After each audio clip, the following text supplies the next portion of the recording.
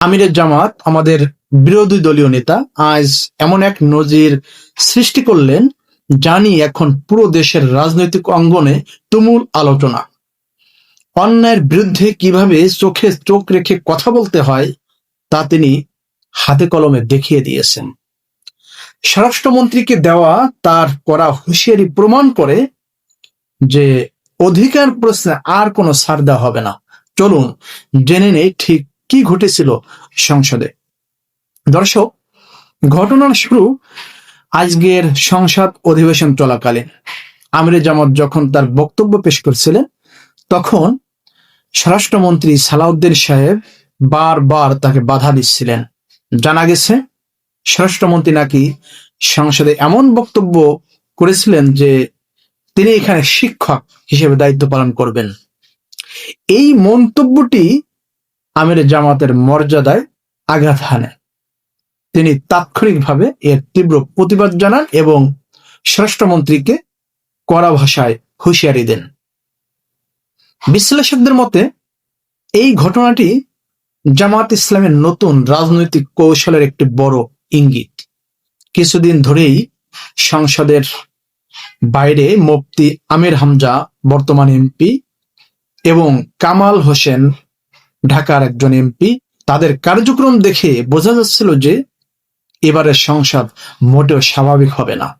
আজ আমিরে জামাতের এই গর্জে ওঠা তারই প্রমাণ।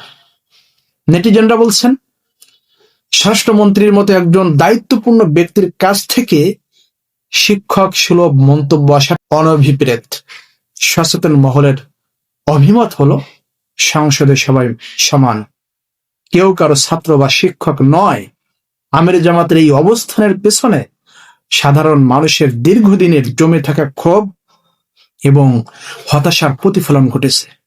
তারা মনে করে এইভাবে কড়া ভাষায় জবাব দেওয়া ছাড়া এই ধরনের আচরণ বন্ধ করা সম্ভব নয়। ভিডিওতে আরো দেখা গেছে যে এনসিপির নাহিদ ইসলাম ও হাসনাত আব্দুল্লাহরাও আমিরে জামাতের পিছনে বসে টেবিল চাপড়ে তার এই প্রতিবাদকে সাইলেন্টলি সমর্থন জানিয়েছেন। এটি দেখায় যে প্রতিবাদটি শুধু আমিরে জামাতের একার নয়, বরং অনেকেরই মনের কথা বলেছেন। আজকে আমিরে জামাত তার দীর্ঘ রাজনৈতিক জীবনে এত রাগান্বিত স্বরে খুব কমই কথা বলছেন।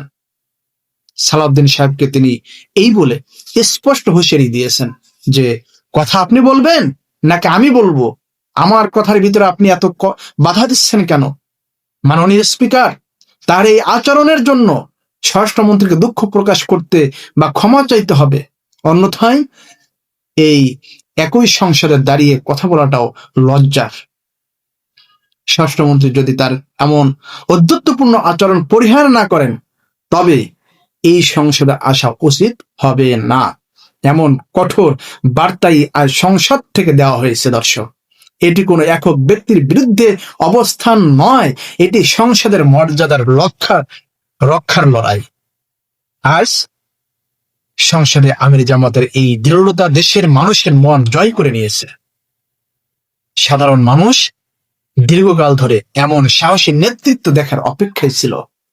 এই লোকটার সাথে এইভাবেই কথা বলতে হবে যতদিন না তিনি সংসদ সদস্যদের সাথে সুন্দর আচরণ করবেন। তো দর্শক, আপনার কি মতামত? স্বরাষ্ট্রমন্ত্রীর ক্ষমা চাওয়া উচিত কিবা না?